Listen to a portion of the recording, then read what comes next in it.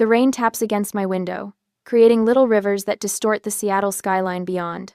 I sit cross-legged on my sofa, staring at the single chocolate cupcake on my coffee table. One sad candle stands unlit in its center. 30 years old today, the big 3-0, and absolutely no one remembers. I check my phone for the 15th time in 10 minutes. No missed calls. No texts. Just the blank screen reflecting my face back at me. The clock on my wall clicks to 8 p.m. with a quiet finality. Something inside me deflates. It's official now. My milestone birthday has come and gone, without a single acknowledgement from the people who gave me life. I unlock my phone and open Instagram, knowing it's emotional self-sabotage. My thumb scrolls almost involuntarily until I find what I'm looking for. My sister Camille's latest post. There she is, radiant at her piano recital last night, her fingers poised over the keys. 78 likes already. My mother's comment appears first. Our brilliant star. Your father and I couldn't be prouder of your magnificent performance. Dad's comment follows. That's my girl. Mozart himself would be jealous. I feel the familiar tightness in my throat. 30 years of this same pattern, and it still stings like the first time. I close Instagram and flip to my camera roll, finding photos of the boutique hotel redesign I completed last month. The warm lighting, the seamless blend of modern luxury with historical elements. The project that earned me industry recognition and a substantial bonus. A tear splashes onto my screen, distorting the image of my greatest professional achievement. I wipe it away with my sleeve. No one's ever going to celebrate you, Emery, I whisper to myself, my voice sounding small in my empty apartment. Not the way they celebrate her. The memory surfaces unbidden me at 10 years old, waiting in our living room in a pink dress my grandmother had sent for my birthday. My hair carefully brushed. A smile plastered on my face. Hurry up, we can't be late for Camille's recital, Mom had called, rushing through the room without really seeing me. But what about my party? My small voice had barely registered. Dad had patted my head absently. We'll celebrate next weekend, kiddo. We never did. That was the first time I learned to fade into the background of my own life. To expect nothing and be grateful for less. To watch Camille shine while I stood in the shadows, clapping louder than anyone. I brush another tear away, annoyed with myself for this display. I'm 30, not 10. I should be over this by now. The cupcake sits untouched, its chocolate frosting slightly hardened from waiting too long. I reach for it, then stop. What exactly am I celebrating? Another year of invisibility? Another milestone spent alone while my family forgets I exist? No, not this time. I straighten my shoulders and open my laptop. My bank account balance appears on the screen. $97,342.16. The result of years of careful saving and the recent $68,000 bonus from the hotel project. Money that no one knows about because no one has asked. I stare at the numbers, my finger hovering over my phone. The thought that forms feels dangerous, reckless even. And yet, for the first time in hours, my heart beats with something other than disappointment. I press the call button. Seattle Audi, this is Trevor speaking. How may I assist you? A cheerful voice answers. Hi, I say, my voice steadier than I expected. I was wondering if you have any Q5 seconds available? We certainly do. Several models, in fact. Were you thinking of coming in for a test drive? I look at the untouched cupcake, at the dark window streaming with rain, at the phone that hasn't rung all day. Actually, I'm thinking about buying one. Today. Today? Trevor sounds surprised. Well, we're open for another hour. I'd be happy to start the paperwork if you're serious. I am, I say, feeling a new determination rise within me. I'm very serious. I end the call and stand up, catching my reflection in the window. For a moment, I hardly recognize myself, the straight spine, the lifted chin, the gleam in my eyes that looks almost like defiance. If they won't celebrate me, I tell my reflection, I'll celebrate myself. I grab my keys and wallet, leaving the sad cupcake behind. The rain has stopped, and somewhere beyond the clouds, there might even be stars. For the first time in 30 years, I'm going to give myself the gift I deserve. Have you ever had to celebrate your own milestone because no one else remembered? Share in the comments below. 40 minutes later, the Audi dealership gleams under spotlights that make the showroom floor sparkle like wet pavement after rain. I push through the glass doors, my heart drumming a nervous rhythm against my ribs.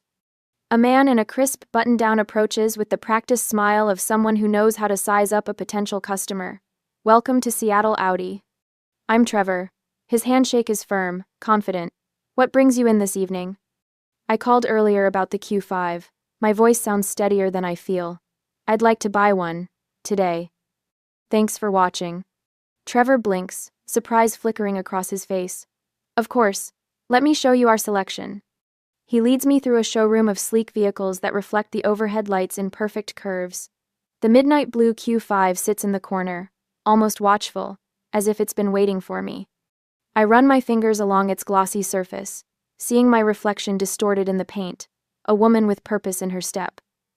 I can get the paperwork started if you'd like to test drive it first. Trevor offers. No need. I straighten my shoulders. This is the one. In the finance office, a woman with silver-streaked hair slides forms across a polished desk. When we reach the payment section, she looks up expectantly. How would you like to finance this purchase? I'll be putting down $60,000 cash. The words feel strange in my mouth. I'll finance the remainder. The finance manager's eyebrows rise slightly, a micro-expression of surprise that I've grown accustomed to spotting. People have always underestimated me. That's quite substantial. She taps her keyboard. May I ask how you're employed, Miss Blake? Interior architect. I recently completed a boutique hotel redesign. I don't elaborate on the industry recognition or the bonus. Let them wonder. My signature looks foreign on the final papers, my hand trembling slightly despite my resolve. The key fob feels heavy in my palm, solid, real, mine. Congratulations on your new Audi.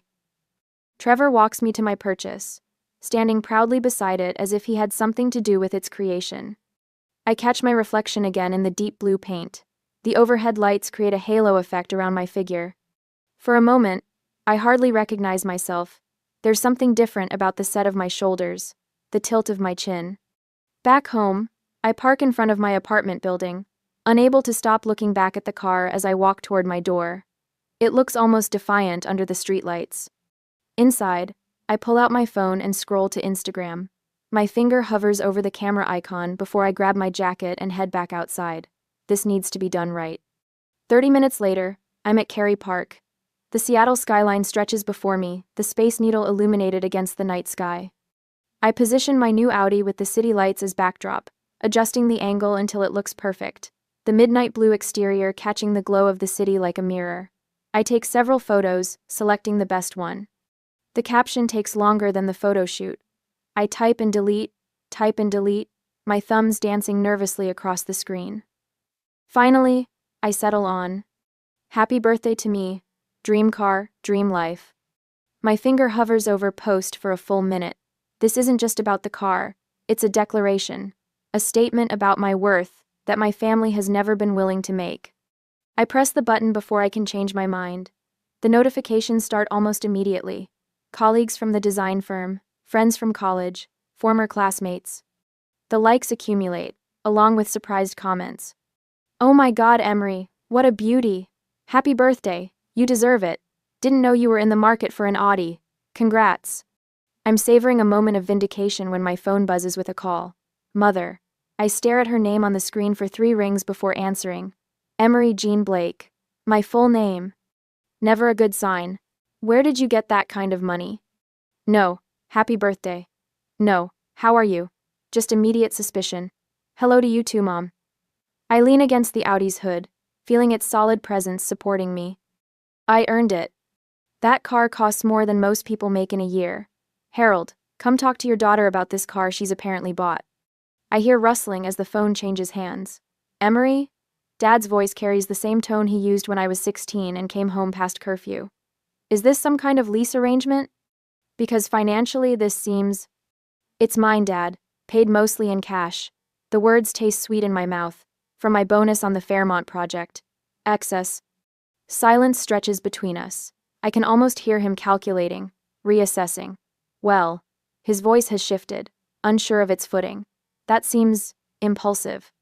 My phone beeps with a text notification. Camille. I pull the phone away to glance at the preview.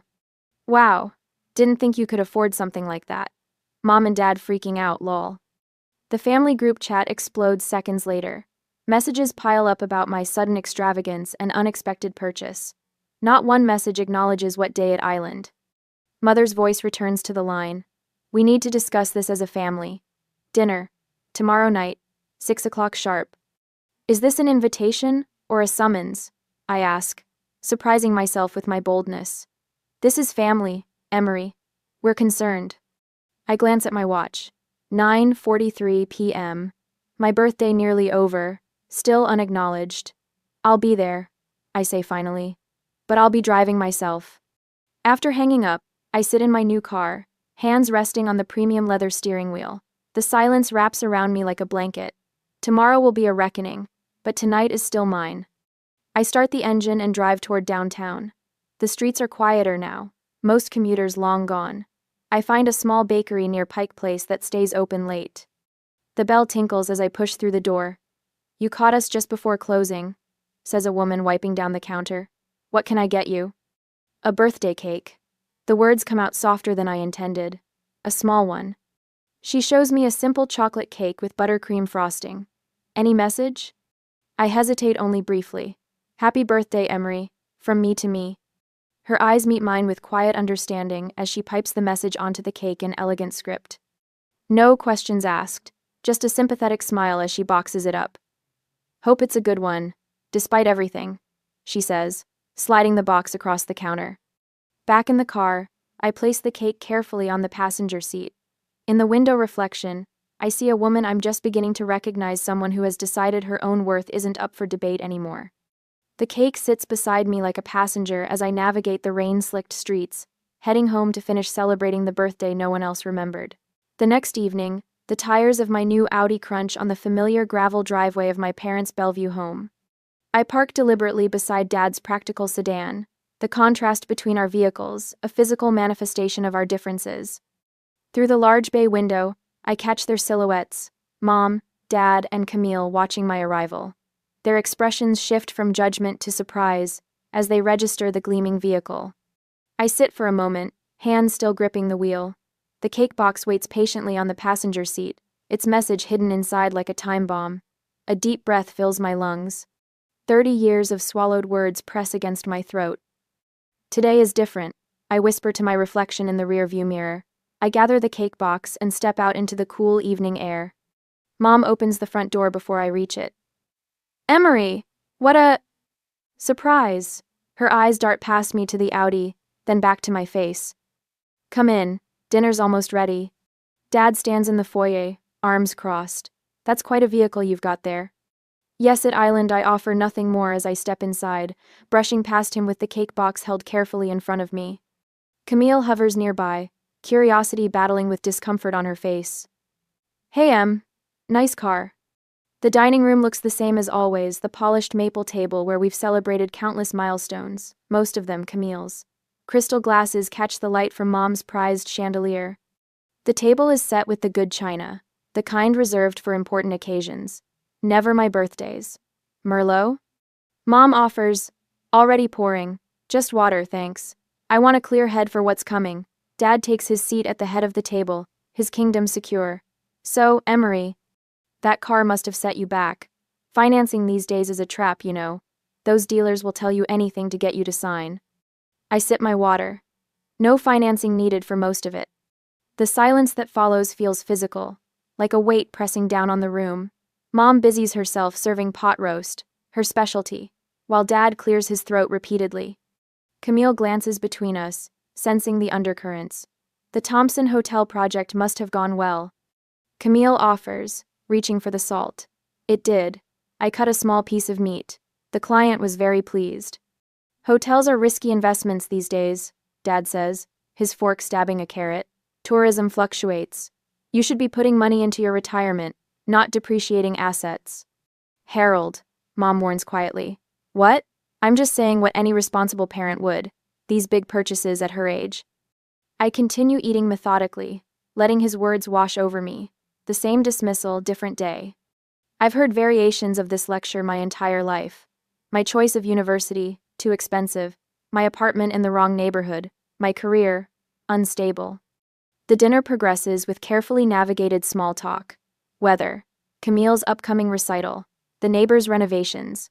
Not once does anyone mention my birthday. When we finish eating, I stand and retrieve the cake box from the sideboard where I'd placed it. The table falls silent as I set it in the center, directly under the chandelier. With deliberate movements, I open the lid. "Happy birthday, Emery," from me to me, stares up at them in elegant script on white frosting. Mom's hand flies to her mouth. "Oh, Emery, we..." "Don't." My voice comes out steadier than I expected. For 30 years, my birthdays were forgotten, while Camille's moments were celebrated like royalty. Dad shifts uncomfortably. "Now, that's not fair, isn't it?" I meet his gaze directly. "My 16th birthday. You gave me a grocery store cake while Camille had a catered party with 50 guests for hers." Mom's eyes fill with tears. "We never meant."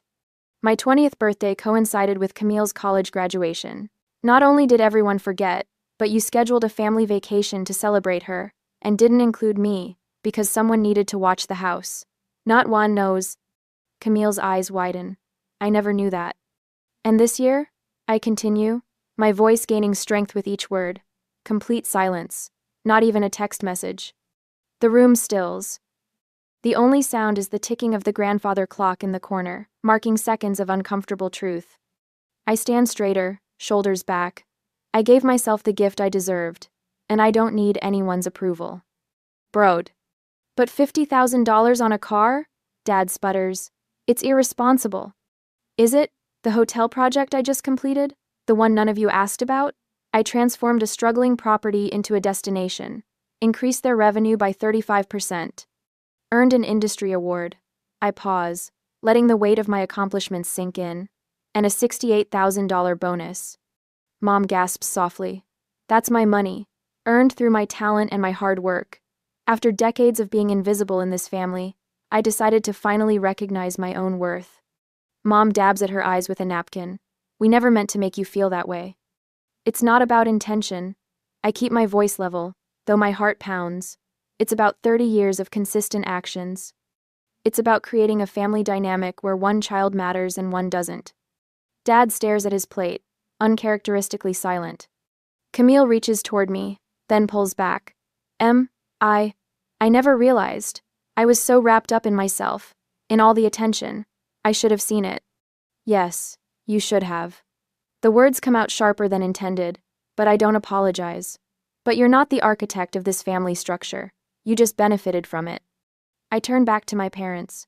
"I don't need you to suddenly start celebrating me. That ship sailed long ago. What I need is for you to understand that I now celebrate myself. I value myself, and I won't apologize for it." Dad clears his throat. "Emery, families are complicated. We've always been proud of you." "Have you? When was the last time you came to one of my design showcases? When did you ever put a photo of my projects on the mantle, alongside Camille's recital programs? When did you ever introduce me first when meeting new people?" Mom's tears fall freely now. Dad looks stricken, as if seeing me clearly for the first time. I stand, gathering my purse.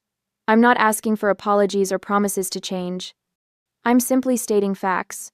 The dynamic in this family has been unbalanced for 30 years, and I've finally stopped accepting it as normal. I close the cake box, leaving it in the center of the table. The cake is chocolate, Dad's favorite. My smile feels foreign on my face. Consider it my birthday gift to all of you. Raindrops scatter across my windshield like tiny diamonds, each one catching the glow of Seattle's city lights. I guide my Audi through the quiet streets, fingers gripping the leather steering wheel.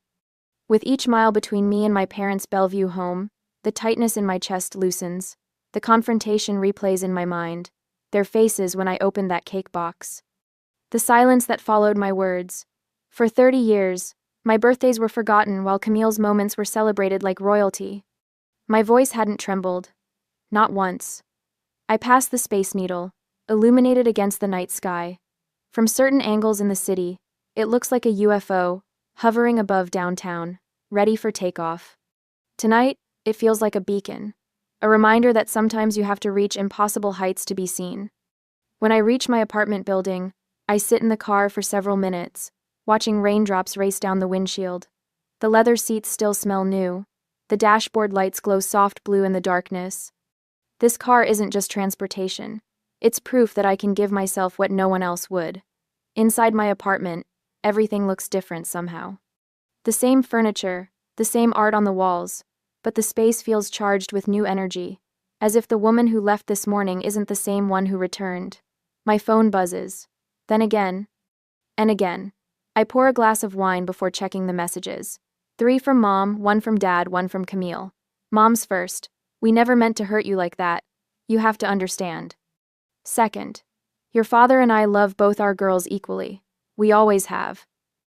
Third. Please call me back. We need to talk about this as a family. Dad's is brief and awkward. Family unity matters more than any misunderstanding.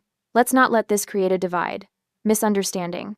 As if 30 years of pattern was just a simple mix-up. I take another sip of wine and open Camille's message. Can we meet tomorrow? Just us. Coffee at Elm Street near Pike Place at 10? I stare at my sister's text for a long time. Of all the reactions I expected, Camille wanting to meet alone wasn't one of them. My thumb hovers over the screen. Finally, I type, I'll be there. To my parents, I send nothing.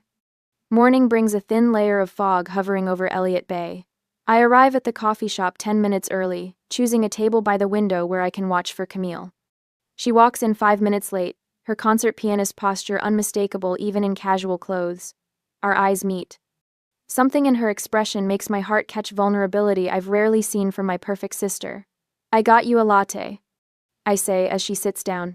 Thanks. She wraps her hands around the mug but doesn't drink. Her voice breaks. Tears spring to her eyes. I sit perfectly still, shocked. In 30 years, I've seen Camille cry exactly twice. When she broke her wrist at 14 and feared she'd never play piano again, and when she got accepted to Juilliard. I never saw it until now. She whispers, blinking rapidly. I was so wrapped up in my own life. The confession hangs between us. The first honest words we've exchanged as adults. Did you really never notice? I ask, my voice softer than I intend. All those years? Camille looks down at her untouched coffee. I think I assumed you were fine with it. You were always there at my recitals, cheering louder than anyone. She looks up, fresh tears spilling. But no one ever came to your architecture exhibits, not even me. The admission stings, though it's nothing I didn't know. I never once stood up for you. Her voice steadies with determination. Not when Mom and Dad forgot your high school graduation party. Not when they rescheduled your college graduation dinner because of my summer concert series. She reaches for my hand across the table. I was blind to my own privilege in our family. I let her hold my hand but say nothing. What is there to say to a lifetime of being unseen? I'm so sorry, Emery. 4 simple words. Somehow they matter more coming from her than they would from our parents. Later that week, my phone rings with Mom's number. I almost let it go to voicemail, but something makes me answer. Emery, she says, her voice cautious. I was looking at your company website, the hotel redesign you did last year. It's beautiful. The compliment feels foreign coming from her. Dad calls the next day. That car, he says gruffly. It suits you. From him, it's practically a declaration of love. Camille texts more often now. She asks about my work, shares less about her own. In family group texts, she makes a point of including me in conversations, correcting our parents when they fall into old patterns of forgetting to ask about my life. I watch these small changes with caution. 30 years of habit don't transform overnight, but something has shifted, like the first crack in a dam that has held back waters too long. In the quiet of my apartment, I run my fingers along the Audi key fob sitting on my coffee table, the talisman that broke the spell. I wonder if family relationships can truly change after decades of established patterns, or if we're just playing new roles in the same old script. The rain starts again, tapping against my windows. But tonight, it doesn't sound melancholy. It sounds like applause. A week later, the rain taps a gentle rhythm against my windshield as I drive across Lake Washington toward Bellevue. The car still smells new, a subtle leather scent that reminds me of transformation every time I slide behind the wheel. My phone buzzes with another text from Mom. The third one today. We're so looking forward to seeing you, sweetheart. Drive safely. I tap my fingers against the steering wheel, still getting used to this new version of Margot Blake, the one who remembers to text, who asks about my work, who seems genuinely interested in my existence. The invitation had appeared 3 days ago. Special family dinner on Friday, Mom had said, her voice carrying an unusual note of hesitation. Nothing fancy, just the 4 of us. I'd nearly declined. After 30 years of patterns, 6 months feels like a blink, hardly enough time to trust that anything has truly changed. But something in her voice had sounded different. Earnest. Almost nervous. So here I am, crossing the bridge that connects my new life with the old one. My redesigned apartment with its bold colors and statement furniture grows smaller in the rearview mirror. Ahead lies the familiar tree-lined street of my childhood, where I learned to disappear. I turn onto my parents' block and spot something unexpected: balloons tied to the mailbox. Blue and silver balloons dancing in the breeze. A knot forms in my throat. I park behind Dad's truck and sit for a moment, gathering myself. Through the windshield, I watch Mom peek through the living room curtains. She waves, a tentative smile on her face. The front door opens before I reach it. "Emery," Mom says, stepping forward to embrace me. Her hug lasts longer than usual, her perfume familiar yet somehow different against this new dynamic between us. "You look wonderful." "Thanks," I say, following her inside. The house smells of roasting chicken and something sweet, cinnamon maybe. "What's the occasion?" Mom's eyes dart toward the dining room. "Why don't you go see for yourself?" I round the corner and stop cold. The dining room table, normally set with simple white plates for family dinners, gleams with the good china and crystal glasses. A vase of fresh flowers sits center stage beside a large white box from Macrina Bakery. Blue and silver streamers hang from the chandelier. "Surprise," Dad says, rising awkwardly from his chair. "Better late than never, I suppose." Camille steps forward from behind him, her hands clutching a wrapped package. "Happy belated birthday, Em." I remain frozen in the doorway, unable to process the scene before me. Dad gestures toward the cake box. "Go ahead," he says, voice gruff with something that might be embarrassment. "Open it." With numb fingers, I lift the lid. Inside sits a chocolate cake with buttercream frosting, written across the top in elegant blue script. "Happy belated 30th birthday, Emery." "I know we can't undo the past," Dad continues, eyes fixed somewhere over my shoulder. "But your mother and I have been doing some thinking. About how we've—" He pauses, searching for words. "Not been as attentive as we should have been." The understatement hangs in the air between us. 30 years of forgotten birthdays, overlooked achievements, and invisible accomplishments, reduced to not being attentive. Camille steps forward, pressing her gift into my hands. "Open mine first." Inside the wrapping paper, I find a sleek black frame. Behind the glass is a professional photograph of the hotel lobby. I redesigned the project that earned me that bonus, that gave me the courage to buy my car, that changed everything.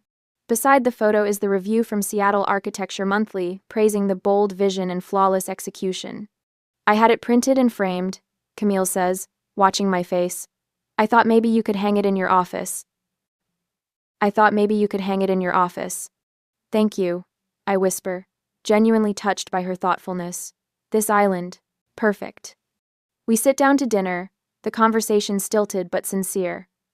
Mom serves my favorite chicken marsala, something she's made countless times for Camille but rarely for me. Dad asks about my current projects with awkward interest. Camille fills silences with stories from her music studio. "We wanted to make up for missing your birthday," Mom says as she serves the cake. The words catch me off guard, not an acknowledgement of decades of pattern, just a single missed occasion. Dad nods, cutting into his slice. "Your mother feels terrible about it." I set my fork down. "It wasn't just my 30th birthday, Dad." The table goes quiet. Dad looks uncomfortable, eyes darting to Mom for rescue. "I know," Mom says finally. "We've missed a lot. Made you feel less important." "Second place," I say quietly. "Or no place at all." The cake sits half-eaten on our plates as I continue. "I appreciate tonight. I really do. But I need you to understand something. I'm not looking for makeup celebrations or guilt-driven attention. I look each of them in the eye, Dad, who still can't quite understand my career. Mom, who's trying but still misses the point. Camille, who seems truly sorry for her unwitting role in my invisibility. What I want is respect. Recognition that I exist, that my achievements matter, that my presence in this family counts for something." Dad shifts in his chair. "Of course you count, Emery. You've always counted." "Have I?" I ask. "When was the last time you came to one of my design exhibitions? Or asked about my career without me bringing it up first? When did you ever put one of my events ahead of Camille's?" Silence falls again, heavier this time. Things will be different now, Mom promises, reaching for my hand. I let her take it, but my voice remains steady. They already are different, because I'm different. I decide my worth now, not anyone else. The words hang in the air, not angry, just matter of fact. For the first time in my life, I feel the power shifting in this room. No longer the forgotten daughter seeking crumbs of attention, but a woman stating her terms. Fair enough, Dad says finally, nodding slowly. We've got some catching up to do. Camille raises her water glass. To new beginnings? And better birthdays? I lift my glass to meet hers, studying the faces around the table, my imperfect family, trying their imperfect best to repair what they've broken. Not because I forced them with my car purchase, but because my act of self-worth showed them who I really am. The cake tastes sweet on my tongue, not perfect, but good enough. Like this moment, not everything I dreamed of, but perhaps everything I need. To new boundaries, I amend, my voice strong. And to celebrate ourselves when no one else remembers to. A year later, the gentle ping of my phone startles me awake. I squint at the screen, surprised to find a text from Dad. Happy birthday, Emery. Hope it's a good one. Simple, straightforward, completely unlike last year's deafening silence. More notifications appear as I brush my teeth. Mom sent flowers. Camille wants to take me to lunch.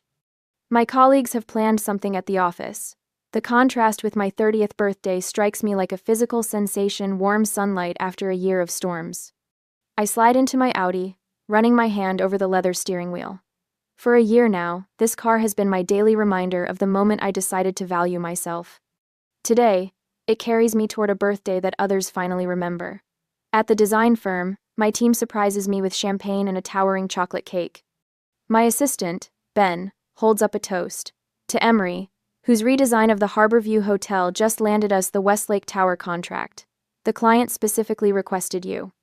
The praise washes over me, and I accept it without deflection. Last year, I would have mumbled something self-deprecating. Today, I simply raise my glass. Thank you all. I couldn't ask for better colleagues. Later, Camille meets me at our favorite waterfront restaurant. She looks different, somehow more attentive, less absorbed in herself. I reserved the table with the best view, she says, leading me to a window seat overlooking Elliott Bay. She hands me a small wrapped box. It's not much, but inside rests a silver compass pendant. For the woman who found her own direction. The card reads, "It's perfect," I say, genuinely touched. Camille reaches across the table. I've been thinking about what you said last year, about always being invisible. She pauses. I never realized what it cost you to cheer for me all those years. I clasp the pendant around my neck. We can't change the past. No, she agrees, but I can do better now. After lunch, I drive to Cary Park Viewpoint. The Seattle skyline spreads before me, the Space Needle piercing a sky unusually clear for September. My phone rings, Mom. Happy birthday, sweetheart, she says, her voice warm but cautious. Did you get the flowers? They're beautiful, Mom. Thank you. A pause. Your father and I wondered if you'd join us for dinner this weekend? Nothing fancy, just family. Family. The word sits differently now, no longer weighted with expectation and disappointment. I'd like that, I say. Saturday would work. The invitation hangs between us, not a demand disguised as a question, but a genuine request. The subtle shift feels monumental. Back home, a package waits outside my apartment door. Camille's handwriting. I carry it inside, peeling back the brown paper to reveal a handmade scrapbook. Page after page documents moments I thought no one had noticed: my college graduation, my first design award, newspaper clippings about the Harborview project. A note falls from between the pages. I see you now. I'm sorry it took so long. I trace my fingers over a photo of myself standing beside my Audi, taken the day I bought it. The moment I stopped waiting for validation and claimed it for myself. Opening my desk drawer, I remove a recent photo me with my design team at the hotel opening. I carefully paste it into the scrapbook, completing the chronicle of my journey. The afternoon light slants through my window, as I consider my evening plans. Mom and Dad's dinner invitation. A birthday gathering friends have organized at Elliott's Oyster House.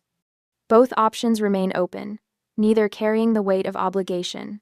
For the first time, the choice is truly mine. Whatever I decide, I'll celebrate on my own terms. I stand before my mirror, fastening Camille's compass around my neck. My reflection shows a woman who finally understands that her worth never depended on family recognition. It was always there, waiting to be claimed.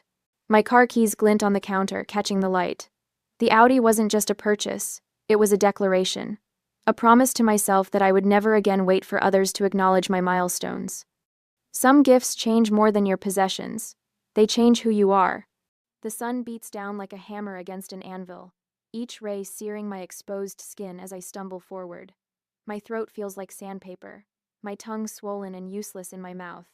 I check my phone again, one flickering signal bar that appears and vanishes like a mirage. Please, I whisper to no one, my voice lost in the vast emptiness of the Arizona desert. Please connect. I press the emergency call button for the 5th time, watching the screen with desperate intensity. The call drops immediately. Again. 45 minutes ago, life had been normal. Bella and I were driving back from Tucson, the air conditioning struggling against the afternoon heat. Odessa, I think something's wrong with the tire, Bella had said, her voice casual, unconcerned. Can you check it? I thought I heard something. I'd pulled over without question, the good sister, the reliable one. The moment my feet hit the gravel, I'd bent to examine the perfectly fine front tire. As I was examining the tire, 10 seconds later, the engine revved. When I straightened and turned, dust was already billowing around me, Bella's face a blur behind the windshield of my Chevy my car as she sped away. I stood frozen, mind refusing to process what my eyes had seen. My sister had just abandoned me in the desert. I stumble over a rock now, catching myself before I fall. The memory of finding those papers in Dad's study last week burns hotter than the sun overhead. College tuition receipts for Bella, thousands of dollars neatly filed away, while I worked double shifts at Rosie's Diner to put myself through community college. 7 years of waitressing, saving every tip, working holidays and weekends to finally buy that used Chevy. My car, my freedom, my only real possession. Just until I get on my feet, Bella had said the first time she borrowed it without asking. Then the second time. And the 10th. I'd finally stood up at dinner 3 nights ago, palms flat against the kitchen table. I'm selling the car. I got a job offer in Phoenix. The silence had been immediate, heavy. Mom and Dad exchanged a look I'd seen 1,000 times before. That's the family car, Odessa, Dad had said. Not a question, but a statement of fact. But it's in my name, I'd replied. The registration papers clutched in my hand like a shield. I paid for it. Every cent. Your sister needs it more than you do, Mom had added, the familiar refrain that had followed me since childhood. When Bella went to summer camp while I stayed home to help around the house. When Bella got new school clothes while I got hand-me-downs. When Bella's college was paid for while I worked and studied and worked some more. The memories blur together as heat waves ripple across the desert floor.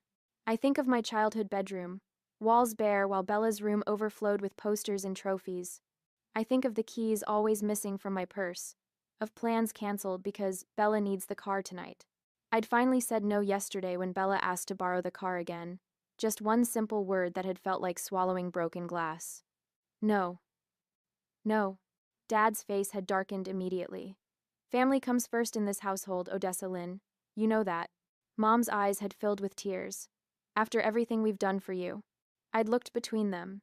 These people who had raised me to believe I was less deserving than my sister. And something had shifted inside me. A lifetime of bending until I nearly broke. The car is in my name, I'd said. My voice steadier than I'd expected. I worked for it. I'll decide what happens to it. The shock on their faces had been almost worth the chill that followed, the silent treatment as I prepared for bed. Almost worth it. Not worth this. And now, as reality strikes back, I shield my eyes, scanning the horizon for any sign of civilization. Nothing but scrubland and cacti. My phone shows no service now, not even a flickering bar of false hope. The irony doesn't escape me. All those years working for independence, and here I am, completely dependent on the mercy of strangers if any happen to drive by this desolate stretch of highway. My foot catches on something, and this time I do fall, hands scraping against the rough ground. I taste blood as I push myself back up, legs trembling with exhaustion. Family comes first. The words echo in my head, taking on new meaning with each painful step. Yes, family comes first. But after today, I'm redefining what family means. If I survive this desert, if I make it back to civilization, nothing will ever be the same. I'll never again be the Odessa who gives and gives until there's nothing left. The registration papers for my car are still in my wallet, pressed against my hip as I walk. My car, my life, my choice. I take another step forward, then another. The horizon wavers in the heat, but I keep moving. I have to believe that something better waits beyond this desert. I have to believe that someone will help me. I have to believe that I'm worth saving. 3 miles later, I've finally managed to receive a signal. Dial 911 and ask for help. 10 minutes later, the police and emergency vehicle arrived, helped me with my wounds, and took me to the nearest police station. Now at through stay on. The officer Wilson's hand on my shoulder is steady, the first kindness I've felt in hours. His cruiser's air conditioning chills my sunburnt skin as he passes me a bottle of water. "Ma'am, abandoning someone in the desert is a serious offense," he says, his voice gentle but firm. "Your sister could face criminal charges." I gulp the water, my throat still raw. She just left me there. The words sound hollow, inadequate to describe the betrayal. "Miss Matthews, this wasn't just reckless." Officer Wilson taps his computer screen. "Your sister has 3 prior charges for reckless driving, all paid for by your parents." My hand freezes mid-sip. "What?" He turns the screen toward me, and there it is, Bella's name. 3 separate incidents. Fines totaling over $2,000, all marked PAD. How did I not know about this? The question slips out, meant more for myself than him. "Family can keep secrets," he says, watching me carefully, "especially when money's involved." My phone buzzes in the cup holder where it's been charging. I'd barely had enough battery to make the emergency call when a trucker finally spotted me on the roadside. 3 missed calls from Mom. 5 from Dad. 1 text from Bella. "They're freaking out. Just come home and we can fix this." Suddenly, a burst of messages arrive. My mom accidentally added me into a group chat I have never seen before. I scroll up through the message history, looking for some explanation, when I see the pattern of their plan. She's being stubborn about the car. We need to teach her a lesson. My stomach lurches. I keep scrolling. "Dad, don't do anything drastic." "Mom, just make sure the car stays in the family. If she can't sell it, she can't leave." "Bella, I'll handle it. She'll realize she needs us." Officer Wilson notices my hands shaking. "Miss Matthews, are you all right?" "They planned it," I whisper, turning the phone so he can see. "They wanted to strand me." "Ah." His expression hardens as he reads. "This changes things. This is premeditated. Abandonment and unauthorized use of a vehicle." I close my eyes, memories washing over me like the desert heat. The family loans I was pressured to give $500 for Bella's spring break trip, $300 for her phone bill when she'd spent her money on concert tickets. My account balance perpetually hovering near zero while I paid for family expenses. I kept every receipt, I murmur, opening my eyes. Every bank statement. I didn't know why I was saving them. "Dennett?" "That was smart," Officer Wilson says, typing something into his computer. "Documentation matters in cases like this." Cases? The word feels foreign on my tongue. Financial exploitation often accompanies emotional abuse. He speaks matter-of-factly, without judgment. "Your registration and insurance are in your name?" I nod, pulling my wallet from my pocket. The registration is still there, folded and worn but intact. "I'd like to introduce you to someone," he says, starting the cruiser. "Judge Martin regularly comes to your diner, I believe?" He offers free legal consultations. My temporary waitressing job, 7 years and counting. How many opportunities had I declined because family needed me? The manager position I turned down last fall. The night classes I dropped when Bella needed transportation to her social events. "I have a friend," I say suddenly, surprising myself. "Jackie from work. She mentioned her spare room once." Officer Wilson nods. "Good. You shouldn't go back to that house tonight." My phone buzzes again, Dad calling. I silence it. "We'll need to get your car back," Officer Wilson continues. "I can escort you there tomorrow." The thought of facing them sends a wave of nausea through me, but I straighten my shoulders. Tonight. I want my car tonight. An hour later, we pull into my parents' driveway. My Chevy sits in its usual spot, dusty from the desert roads. Jackie waits in her Honda at the curb, a silent promise of sanctuary. Mom opens the door before we reach it, her practiced tears already flowing. "Odessa, thank goodness you're safe. We've been so worried."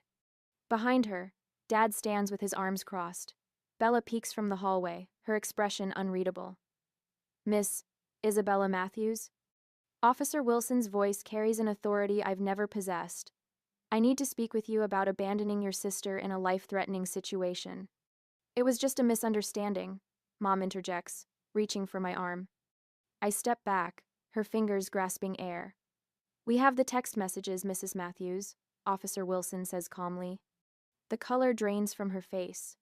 I'm taking my car, I say, my voice steadier than I feel. And my things.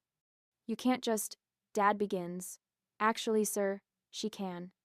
Officer Wilson interrupts. The vehicle is registered in her name. Using it without permission is a criminal offense. Bella steps forward, tears welling in her eyes. Dessa, I'm sorry. I didn't think. Save it. I cut her off, the nickname I once loved now sounding like an insult. I saw the texts. 10 minutes later and one small suitcase, I walk to my car, hands trembling as I unlock it. Officer Wilson supervises as I transfer my essential belongings into the backseat: clothes, documents, the small lockbox containing my savings passbook. When I slide behind the wheel, my hands grip the steering wheel like it's a lifeline. In the rearview mirror, I see my family frozen in the doorway, their perfect facade finally cracking, pressured by Officer Wilson. I drive away, following Jackie's taillights, toward a future suddenly, terrifyingly my own. 2 weeks later, after I move to my friend's house at work, the whispers follow me like a shadow through Martha's diner. They cling to the worn vinyl booths where I've served countless plates of meatloaf special, and apple pie a la mode for 7 years. Did you hear about poor Marianne's daughter? Mrs. Caldwell's voice carries from table 8, intentionally loud enough for me to catch as I refill coffee mugs. Apparently she's having some sort of breakdown, left home without a word. I steady the coffee pot, my knuckles white around the handle. 3 tables to go, just keep pouring. Well, after what happened in the desert, her companion replies, voice dropping to a theatrical whisper. Frank at the sheriff's office said Bella's story checks out. The girl's been unstable for months. The coffee sloshes over the rim of a mug, narrowly missing Mr. Henderson's newspaper. He glances up, offering a smile that doesn't quite reach his eyes. No worries, Odessa. Heard your folks are worried sick about you. The diner suddenly feels too small, the air too thick. 2 weeks since the desert, since Officer Wilson drove me to Jackie's apartment with my rescued car. 2 weeks of my mother's carefully cultivated stories spreading through our town of 8,000 souls. More cream, please, Mr. Henderson adds, studying my face with uncomfortable intensity. I nod and retreat to the counter where Jackie works the register, her eyes tracking me with concern. Vultures, she mutters. All of them. The bell above the door jingles. My father steps inside, his Sunday suit pressed and perfect at 2 p.m. on a Tuesday. The diner falls silent as conversations pause, forks hover midair, and every eye watches this public performance. Odessa. His voice carries the weight of authority he's wielded my entire life. Your mother hasn't slept since you left. 7 customers, 3 waitresses, and Martha herself all pretend not to listen. I feel my shoulders curve inward, the familiar posture of making myself smaller in his presence. We need to talk, daughter. In private. I glance toward Martha, who stands with arms crossed behind the counter. She gives a subtle nod toward the back hallway. Permission to step away. More than that, permission to choose. I'm working, Dad. My voice sounds foreign to my own ears, steady, certain. My shift ends at 4. His eyes narrow slightly, scanning the diner before returning to my face. This isn't like you, Odessa. We raised you better than this. Better than what exactly? The words escape before I can trap them behind my teeth. A muscle twitches in his jaw. Your mother is heartbroken. I'm sorry to hear that, and part of me truly is. The dutiful daughter they cultivated still lives inside me, whispering that good girls don't cause their mothers pain. We can discuss this at home. Where you belong. Home. The word lands like a fist. The house where my bedroom walls remained bare while Bella's overflowed with treasures. Where my paychecks disappeared into family emergencies that somehow always centered around my sister. My home is with Jackie right now. Dad's eyes harden. Family stands by family, Odessa Lynn. Yes. I meet his gaze squarely. They do. The diner door jingles again, and my heart sinks as Bella enters, eyes red-rimmed and puffy. Her practiced vulnerability draws immediate sympathy from the room. My sister, who left me to die in the desert, now the picture of remorse in her pale blue sundress. Odessa, she whispers, voice cracking perfectly. Please. She approaches slowly, aware of our audience. My regular Tuesday customers watch with undisguised interest, the Matthews family drama playing out between the lunch and dinner rush. I've been trying to call you, Bella continues, tears spilling down her cheeks. I know what I did was terrible. I was scared and stupid, and I didn't think. I say nothing, feeling the weight of expectation from everyone watching. The script calls for forgiveness now, the magnanimous older sister embracing the prodigal younger one. I've been seeing someone, Bella continues, voice dropping. A therapist. I have. Issues with jealousy. With you having things I don't. Mr. Robertson at the counter nods approvingly. Mrs. Caldwell dabs at her eyes with a napkin. Please come home, Bella finishes, reaching for my hand. Mom needs you. Dad needs you. I need you. 7 years of waitressing have taught me to read people. This performance isn't for me, it's for our audience. For the whispers that will follow. Did you see how that poor girl begged for forgiveness while her sister just stood there like stone? I'm glad you're getting help, I say finally, stepping back from her touch. But I can't come home right now. Dad's face darkens. Your mother is a grown woman who'll manage? I interrupt, surprising myself again with this new voice, this new strength. I need to finish my shift. The car, he says quietly, deliberately. We've been making payments on it. A laugh escapes me before I can catch it, sharp and unexpected. No, Dad, you haven't. I reach beneath the counter for my bag, pulling out a worn folder I've carried every day since the desert. The physical weight of it in my hands gives me courage. I've kept everything, I tell him, opening the folder to reveal neat rows of payment receipts spanning 7 years. Every shift, every tip, every payment. It's all documented. The shock that flashes across his face is worth every paper cut from organizing these records late at night at Jackie's kitchen table. Worth every hour spent with Judge Martin learning about financial manipulation and documentation. This is ridiculous, Dad sputters. We're your family. Yes, you are. I close the folder gently. And this is my boundary. The diner has gone completely silent. I feel Jackie move to stand beside me, her presence solid and sure. I think you should leave now, Martha says, from behind the counter, her voice brooking no argument. Odessa has customers waiting. Dad's face reddens. Bella's tears dry up remarkably fast as she realizes her performance has failed. This isn't over, Dad says quietly. Actually, I reply, it is. After they leave, Martha puts her hand on my shoulder. Take 10 minutes, then table 12 needs more coffee. In the back hallway, I lean against the wall, my heart hammering against my ribs. My phone buzzes with a text from Officer Wilson. Just checking in. You safe? I type back. Yes, they came to the diner. I'm okay. Another buzz. Judge Martin this time. My daughter Sarah has a room opening in her duplex. $650 month. Utilities included. Interested? I stare at the message, at the possibility of walls that are truly mine. My hands shake as I open the paralegal course website Judge Martin showed me last week when he came to my work. The application deadline is tomorrow. The classes would fit around my diner shifts.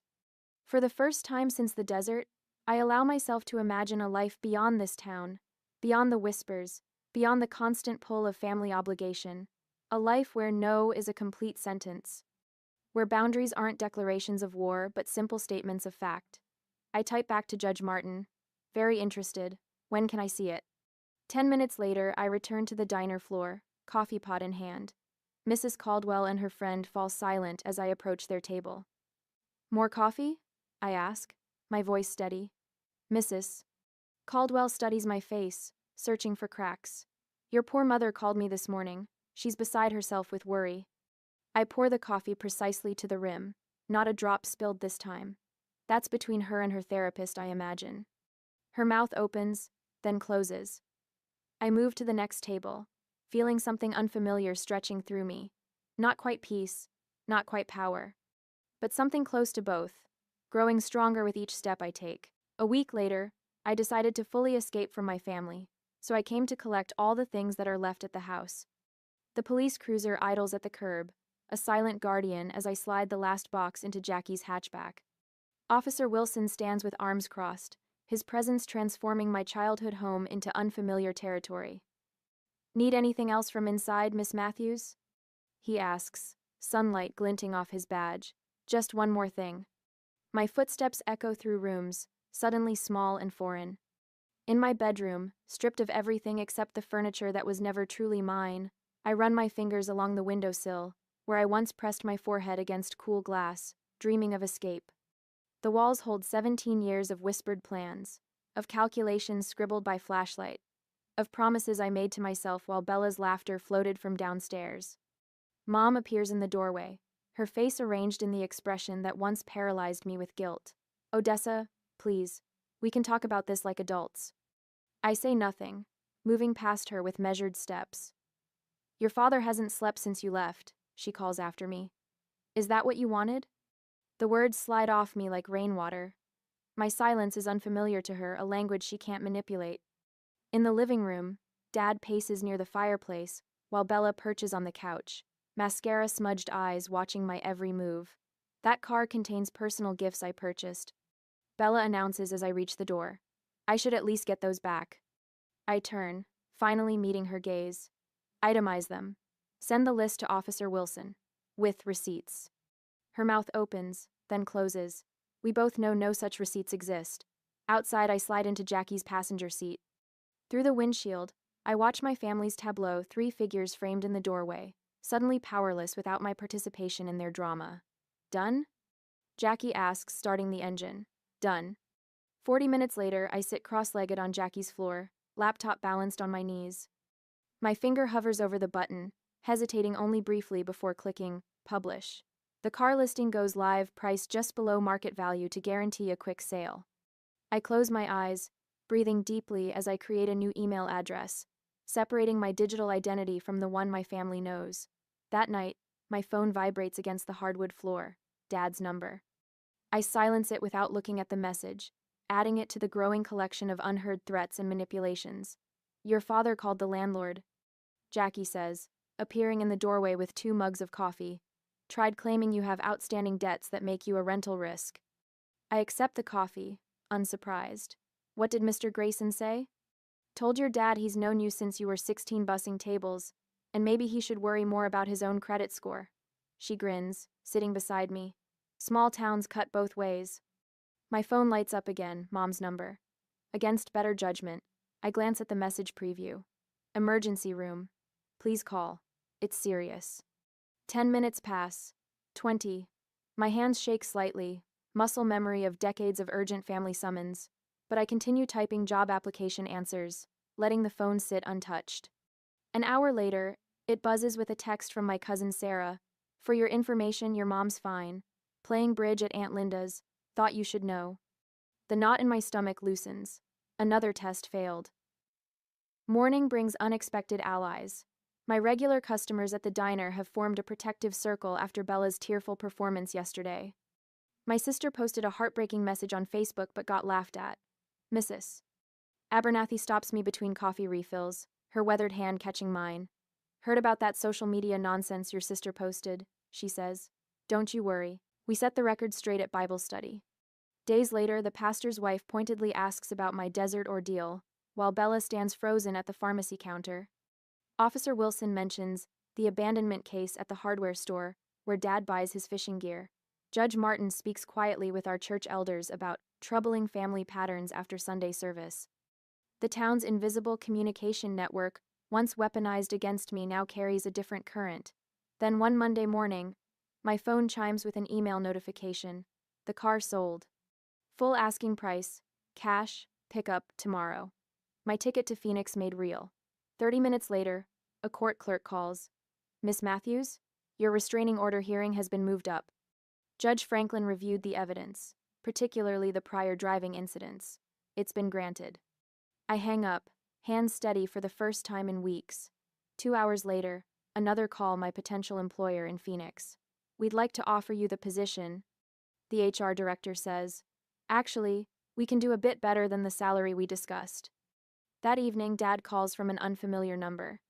His voice lacks its usual resonance when I answer. We should negotiate, he says, the word foreign in his mouth. Come to some arrangement that works for everyone. I watch the sunset through Jackie's kitchen window, the same Arizona sky that witnessed my abandonment now bearing witness to my rebirth. There's nothing to negotiate, I tell him quietly. I'm not asking for anything from you anymore. I end the call as Mom's church friend Elaine texts. Thinking of you. Missed your mother at the fundraiser tonight. Several people asking questions. Their world is shrinking just as mine expands. The scales rebalancing, finally and completely. A week later, on Tuesday afternoon, after I finished the shift, the letter trembles in my hand as I read it again, the handwriting unmistakably belonging to Mrs. Pearson, our family friend of 20 years. Your father's heart condition has worsened with the stress. The doctor says family healing is critical to his recovery. Your mother promises things will be different now. Please come for one last family dinner before you leave town, Thursday at 6. I fold the paper along its creases and tuck it into my pocket. The familiar weight of manipulation settles in my stomach, but something has changed. The sensation no longer cripples me. I have called the doctor to check my father's condition, and the doctor confirmed he hasn't seen my dad in months.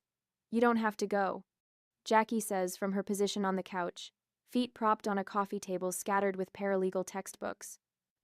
That's the thing about boundaries. You get to enforce them. Ow. I know. I zip my overnight bag shut. Phoenix awaits on Friday, new apartment, new job, new life. But I need this. For me. Jackie twirls her car keys. I'll wait outside. First sign of trouble, I'm coming in with air horns and confetti. I just nod and finalize packing. On Thursday evening, the drive to my childhood home passes in silence. Each landmark, we pass the diner where I worked double shifts, the bank where I deposited every tip, the high school where Bella was homecoming queen while I worked weekends, feels like turning pages in a book I've finally finished reading. Jackie parks across the street. You've got this, she says, squeezing my hand. Remember what Judge Martin said. Don't engage with emotional manipulation. Stick to facts. I recite the words that have become my mantra. And I deserve peace. My parents' house looks smaller somehow. The front door opens before I reach it, my mother appearing with arms outstretched, wearing the yellow cardigan she saves for church and family photos. Odessa, she whispers, voice thick with rehearsed emotion. You came. I step past her embrace, for closure, not reconciliation. The dining room tableau could win awards for calculated nostalgia. My father sits at the head of the table, his face arranged in a mask of patriarchal concern. Bella occupies her usual place at his right hand, eyes red-rimmed and darting nervously toward me. My childhood favorites crowd the table: fried chicken, mashed potatoes, green bean casserole. Photo albums stand propped against the centerpiece. A medical prescription bottle sits prominently near my father's water glass. Sit down, Odessa. Dad gestures to my old spot.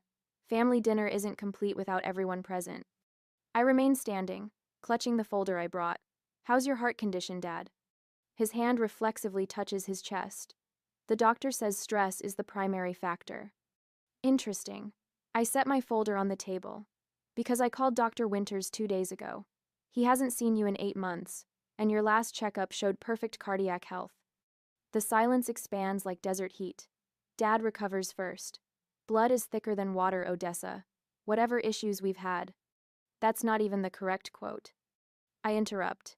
The full proverb is, the blood of the covenant is thicker than the water of the womb. It means, chosen relationships are stronger than forced family ties. It means, Bella pushes forward, tears spilling. I was jealous of your independence. The way you always knew what you wanted. I'm so sorry about the desert. I didn't come for apologies. I open my folder. I came because I needed to understand why. One by one, I lay out my evidence. A childhood calendar color-coded to show Bella's activities versus my chores. Bank statements highlighting thousands spent on her while I worked. Psychology articles about golden child, scapegoat dynamics, highlighted passages glowing under the dining room light. What is all this? Mother's voice wavers. Documentation. I tap the folder. Every missed school event because someone needed to help at home. Every time my car was borrowed without permission. Every family emergency that mysteriously coincided with my job interviews. My father's face darkens. You kept records? Against your own family? I kept records because no one else acknowledged my reality. My voice remains steady, surprising even me. I needed to prove to myself I wasn't crazy. My mother rises, hands fluttering. After all we've done for you. That's exactly the problem. The words flow without rehearsal. You've never seen what I've done for you. The double shifts, the canceled plans, the dreams deferred. You called it family duty when it benefited you and selfishness when it benefited me. Bella reaches for my hand across the table. I step back. I'm not here for reconciliation. I say, meeting each pair of eyes. I'm here for closure. I release you from any obligation to me, and myself from any obligation to you. I place my house key on the table. The small brass key that once represented home now symbolizes a door I'm choosing to close. What about Christmas? What about Christmas? My mother asks, voice small. Thanksgiving? I'll be with people who respect my boundaries.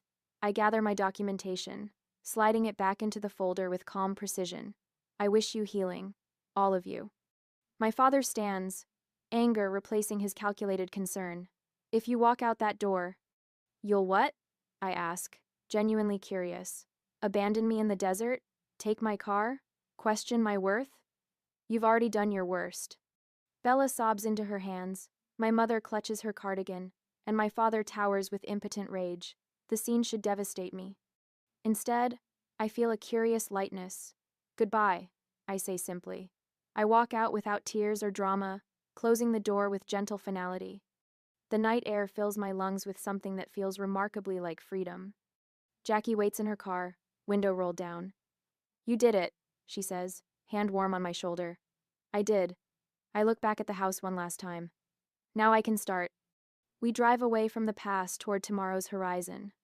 For the first time in 25 years, my shoulders carry only their own weight. 6 months later, the morning sun streams through gauzy curtains. I picked myself, painting golden patterns across my small Phoenix apartment. I trace my fingers over the paralegal textbook on my desk, neon highlighter marks transforming legal jargon into stepping stones toward my future. My first office paycheck, still in its envelope, is pinned to the corkboard above, tangible proof that waitressing at Rosie's Diner is finally behind me. I pause before dialing the phone company. One deep breath, then another. I'd like to change my number permanently, I tell the customer service representative, my voice steady. When she asks if I want to notify anyone of the change, I simply say, no thank you. The small click as I hang up feels monumental. 6 months later, I'm driving my new-to-me Honda along that same stretch of desert highway.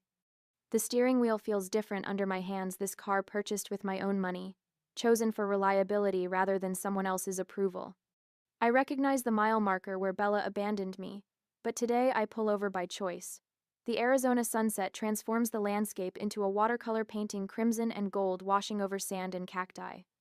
I step out, boots crunching on gravel, and breathe deeply. The vastness that once terrified me now feels like possibility stretching toward the horizon. You're making progress, doctor. Schaefer told me during yesterday's therapy session. Boundaries aren't walls, they're healthy definitions of where you end and others begin. Those boundaries have allowed me to build something new. Tuesday potlucks with coworkers, weekend hikes with Phoenix locals who've become friends. Sunday afternoons volunteering at Desert Bloom Women's Shelter, where I sit across from women whose eyes mirror what mine once held. I understand feeling trapped, I tell them, and mean it. Last Christmas, instead of forcing myself through another performance of family harmony, I drove to Jackie's parents' house 3 hours north. Her mother hugged me without expectation. Her father carved the turkey without commentary on my life choices. They asked questions and actually listened to my answers. The apartment buzzer interrupts my memories of the desert, my housewarming gathering modest but meaningful. Officer Wilson arrives first, having driven up from my hometown with Judge Martin. Place looks good, Wilson says, handing me a potted cactus. Suits you strong, independent? Martha from the diner bustles in bearing her famous apple pie. Finally, she says, squeezing my hand. Someone appreciated your worth. Later, glasses raised in my living room, Judge Martin offers a toast to new beginnings and found family. The support group I started meets Thursdays in the community center. Family Scapegoats Anonymous sounds dramatic, but the relief on people's faces when they realize they're not alone is worth any awkwardness. Last week, I received an anonymous letter from my hometown. Watching you stand up for yourself gave me courage to do the same. When Bella's number appears on my phone after she begged Jackie for it, I answer calmly. I listen to her explanations, her tentative olive branch. I wish you healing, I tell her when she finally pauses, but my boundaries remain. The simple peace I feel hanging up surprises me. Their approval or lack thereof no longer defines me. Today, driving with the windows down along the open highway, wind tangling my hair, I catch my reflection in the rearview mirror. The woman looking back has strength in her eyes and peace in her smile. The desert stretches endless and beautiful around me, no longer a trap but a testament to how far I've come. What would you have done in Odessa's place? Would you have pressed charges against your sister, or was the restraining order enough? The beeping wakes me first. Rhythmic, insistent, the kind of sound that burrows into your skull and sets up permanent residence. I try to open my eyes, but my lids feel like they've been glued shut. When I finally pry them apart, fluorescent lights sear my retinas. Where am I?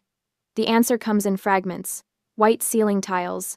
That antiseptic smell that coats the back of your throat. The tight pull of something taped to my hand. IV line. Hospital. My throat burns. Raw. Wrong. I try to swallow, but it feels like I've swallowed broken glass. I reach up with a trembling hand and touch my neck, feeling the tenderness there. They had a tube down my throat. How long was I out? I fumble for my phone on the bedside table. My fingers feel thick, clumsy, refusing to grip the smooth metal. It takes 3 tries before I can lift it. The screen lights up. 3:47 a.m. Monday. I collapsed on Thursday. 4 days ago. 4 days I've been here, and the notification count on my phone sits at a grand total of 3. 3. My parents should have called 100 times by now. Kinsley would have blown up my phone with dramatic voice messages about how worried she was, how I scared everyone. That's how it always goes when I'm unavailable for more than a few hours. They panic.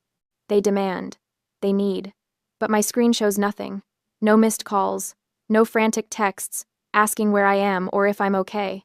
I tap the notification icon, and my stomach drops through the hospital bed. Bank of America. $12,400 charge at Cabo San Lucas Resort, posted 2 days ago. My vision blurs, and I have to blink hard to clear the fog. I read it again. $12,400, Cabo San Lucas. I've never been to Cabo San Lucas.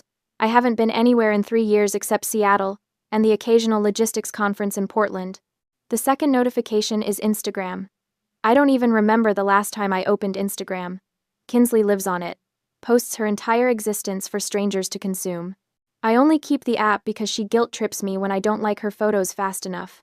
I tap it. My thumb shakes so badly I almost drop the phone. The image loads, and something inside my chest cracks open.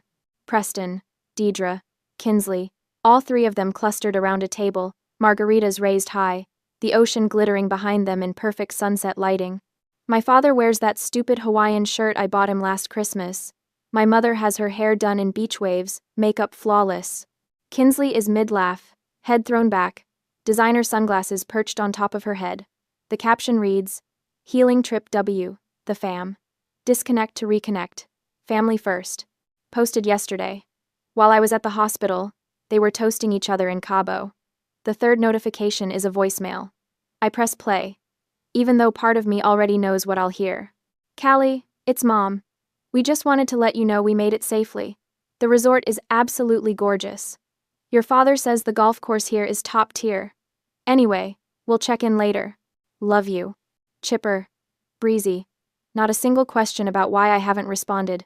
Not a flicker of concern that their daughter, who works 70-hour weeks and never takes a day off, has gone completely silent. Because they know. They know exactly where I am. The hospital called them. They had to. I'm the one who pays for their cell phones. I know the number by heart.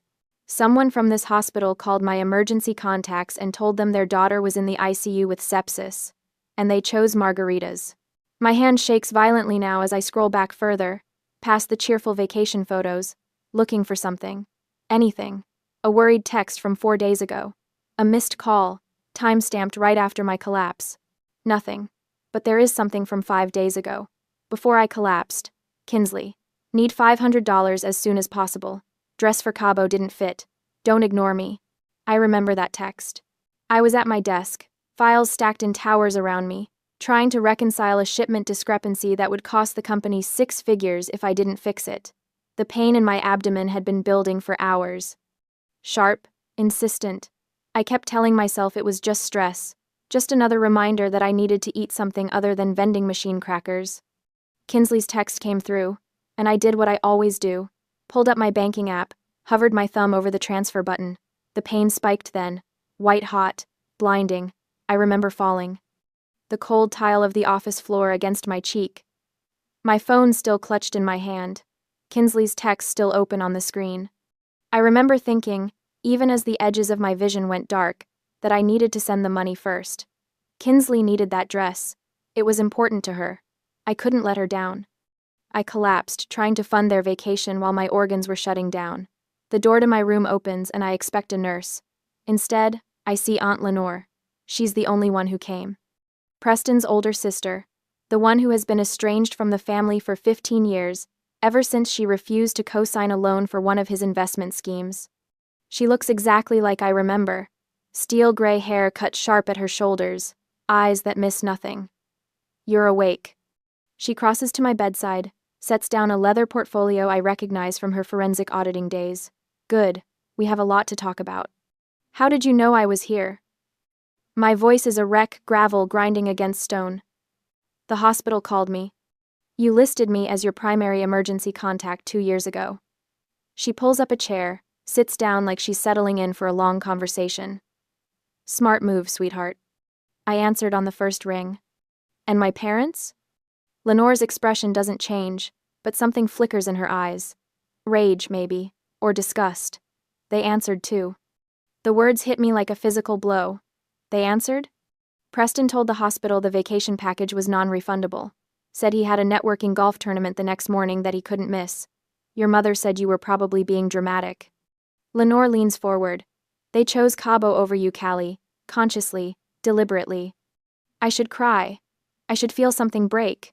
But instead, I just feel cold. A nurse appears in the doorway. Young. Kind-faced. Miss Howard, do you want us to try calling your parents again? We can. No. The word rasps out harder than I intended. The nurse blinks. I look at the Instagram photo one more time.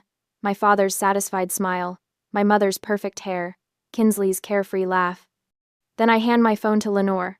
My grip is weak, but my intent isn't. Block them, I whisper. Block all of them. Lenore takes the phone. Studies my face for a long moment. Then she nods. About damn time. The morphine fog lifts by noon, and with it comes clarity I'm not sure I want. Lenore has transformed my hospital room into something that looks like a crime scene investigation. Her leather portfolio lies open on the rolling table, papers fanned out in neat stacks. She's brought her laptop, the same ancient ThinkPad she used when she worked fraud cases for the state. How long have you been tracking them? I ask. 8 months. She doesn't look up from the screen. Started the day Preston called me drunk, bragging about his high-yield investment strategy. Said he was bringing in 12% returns quarterly. She glances at me. You know what legitimate investments are returning right now?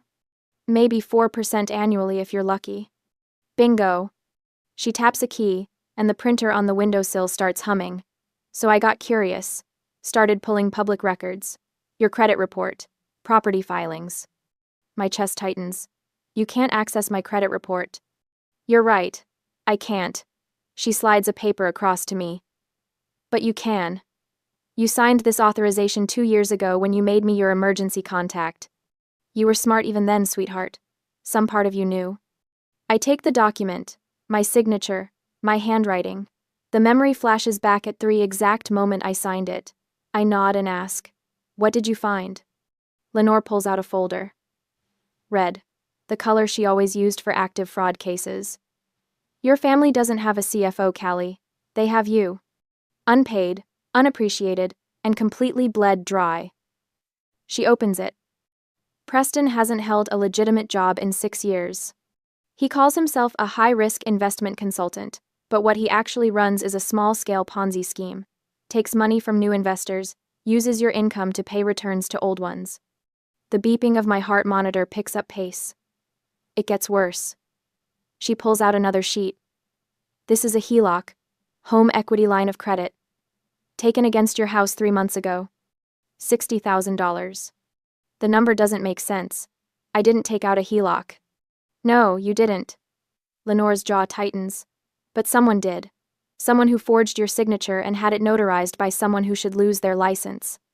I stare at the document. The signature looks like mine, close enough that a bank wouldn't question it. But I know I didn't sign this. I would never leverage my house. It's the only thing I own outright, the only safe place I have. I can't prove this in court yet, Lenore says. Not without more evidence. But I can prove it to you. She turns the laptop toward me, pulls up a video file. The thumbnail shows my kitchen. Ring camera? I ask. From your doorbell, the one that also covers your kitchen if the door's open. She hits play. The footage is from 7 weeks ago. I was at a conference in Portland that weekend. I remember because Kinsley complained I'd miss her birthday brunch. On screen, Preston sits at my kitchen table, papers spread out in front of him, the HELOC documents. He's got a pen in his hand, practicing something on a legal pad. My signature. He does it over and over, checks it against something on his phone. Probably a photo of my real signature. Tries again. Deidre leans over his shoulder, watches. When he finally gets it right, she actually claps. The notary arrives 20 minutes into the video. A woman I've never seen before. She barely glances at the signature. Doesn't ask for ID, just stamps the document and takes her cash payment. Lenore pauses the video. That's felony fraud, bank fraud, identity theft, 10 years minimum if prosecuted federally. I can't look away from the frozen image. My father's satisfied smile, my mother's approval, the casual criminality of it. How much is left? My voice sounds distant, like it belongs to someone else. Of the $60,000? About $800. The air leaves my lungs. The rest went into Preston's investment scheme. He used it to pay returns to 3 separate investors who were getting nervous. Bought himself another quarter of looking legitimate. I think about the dress Kinsley needed. $500. There are 2 primary threats, Lenore says, switching into the clinical tone I remember from her investigator days. Preston is the financial predator. He'll bleed you until there's nothing left, then declare bankruptcy and leave you with the debt. Kinsley is the reputation leech. She'll destroy your credibility to preserve her victim narrative. What do I do? You purge. She pulls up a list on her phone. Every supplementary card in your name, every account they have access to, every automatic payment that touches your money. You cut it all off. Right now. No warning. No explanation. My hands shake. They'll lose their minds. Good. Lenore's eyes are hard. Let them. You're in a hospital bed because you worked yourself into sepsis trying to keep them comfortable. They're in Cabo drinking on your dime. You don't owe them a soft landing. She's right. I know she's right. But 32 years of conditioning doesn't evaporate because of one Instagram photo. Start with the cards, Lenore says. She hands me my phone, already open to my banking app. Lock them all. I navigate to the supplementary card management screen. 4 cards, Preston, Deidre, Kinsley, and one for Grandma Betty that I forgot existed. I tap the first one. Preston Howard. Status. Active. Last charge. $340 at a golf pro shop in Cabo. Yesterday. I select Lock Card. A confirmation screen appears. Are you sure you want to restrict this cardholder's access? My thumb hovers over. Confirm. He's at dinner right now. Lenore says quietly. Checked his Instagram story 20 minutes ago. Some oceanfront restaurant. Expensive place. He's probably trying to recruit new investors over lobster. I press confirm. Then Deidre's, then Kinsley's, then Betty's. 4 cards locked in 90 seconds. Now the fraud alerts, Lenore says. Call the credit bureaus. Tell them you're a victim of identity theft, and you need an immediate freeze. I make the calls. TransUnion, Equifax, Experian. It takes effort. My voice cracks, and I have to repeat myself twice to the automated system, but I do it. Each one seals another door Preston was using to access my financial life. Final step, Lenore says. The joint accounts. We don't have joint accounts. You have 3 accounts that list Preston Howard as an authorized user. He can't withdraw, but he can see every transaction you make. She pulls up the statements. He's been monitoring your spending patterns for at least 2 years. That's how he knew exactly how much he could take without you noticing immediately. The violation of it crawls across my skin. I remove his access from all 3 accounts. Lenore checks her watch. In about 20 minutes, your father is going to try to pay for dinner. His card will be declined. The waiter will probably cut it in half right there at the table, in front of whoever he's trying to impress. Good, I say. My phone rings before the word is fully out of my mouth. An unknown number. My family. Lenore reaches for it, but I stop her. I need to hear this. Need to know if there's any part of my family that's calling because they found out I was hospitalized. Any fragment of him that's actually my family instead of my accountant's. I answer. Put it on speaker. You made me look like a fool. My father's voice is pure rage. Not worried. Not concerned. Rage. The waiter cut up my card in front of clients. Do you have any idea what you've done? Not, are you okay? Not, we heard you were sick. Just fury that his access to my money got interrupted. Fix this, he demands. Right now. I don't care what kind of tantrum you're throwing. Fix it. Effin. Lenore's hand covers mine on the phone. Steady. Grounding. No, I say. What? No, I'm not fixing anything. Callie, I swear to God if you don't. I hang up, turn off the phone, set it face down on the table. Lenore squeezes my hand. How do you feel? Like I just cut off my own arm. Like I can finally breathe. Like I'm going to throw up. Like I'm free. Terrified, I tell her. Good, she says. That means you're doing it right. 2 days after waking up, the discharge paperwork feels like a prop from someone else's life. 6 days. That's how long I've been here. 6 days of beeping monitors and IV antibiotics and nurses checking my vitals every 4 hours. 6 days of existing in this sterile bubble while my family imploded in real time. Lenore signs as my medical proxy, since I still can't stand for more than 10 minutes without my vision tunneling. The nurse wheels me out in the mandatory chair, and I hate every second of it, hate the weakness. Hate that my body betrayed me so completely that I ended up here in the first place. But mostly I hate that I'm going home to a house my father violated. The Uber pulls up to my place, and I'm struck by how normal it looks. Gray siding, black shutters. The lawn needs mowing, but otherwise, everything appears untouched. Like the past week didn't shatter my entire understanding of my family. Lenore helps me up the front steps. My abdomen still aches with every movement, a constant reminder of how close I came to dying while they sipped cocktails. Inside, the violation becomes visible. Preston's coffee mug sits on my kitchen counter. Not washed. Just abandoned there like he planned to come back and finish it. Deidre's reading glasses are folded on the arm of my couch. The throw pillows are rearranged in that specific way she prefers, the decorative ones shoved to the corners. They were living here. While I was intubated, they were living in my house like it belonged to them. Don't touch anything yet, Lenore says. She's already pulling on latex gloves from her purse. Always prepared. I've been documenting, but we need photos of everything exactly as they left it. I lower myself onto a dining chair, the only piece of furniture that doesn't feel contaminated. Lenore moves through the rooms with professional efficiency, her phone camera clicking steadily. She opens drawers I didn't even know they'd accessed. My home office, my bedroom closet, the storage boxes in the garage. How bad is it? My voice comes out thin, bad enough. She returns with a banker's box, sets it on the table in front of me, but also stupid enough. Inside are documents. So many documents. Bank statements with my forged signature. Printouts of wire transfers. A ledger in Preston's handwriting tracking investments that don't exist. And underneath it all, a business registration form for something called Apex Horizons LLC, Nevada filing. Preston listed as managing member. What is this? That, Lenore says, pulling up a chair, is where your HELOC money went. Not to bills, not to their mortgage, to a shell company Preston set up 18 months ago. My hands shake as I flip through the pages. $60,000. siphoned in increments small enough that I wouldn't notice on statements I barely checked. The money didn't disappear into generic family emergencies. It went into an account Preston controlled completely. He's been running this scheme for 8 years minimum. Lenore spreads out a timeline she's constructed, color-coded, cross-referenced. Small investors, mostly people from his golf club.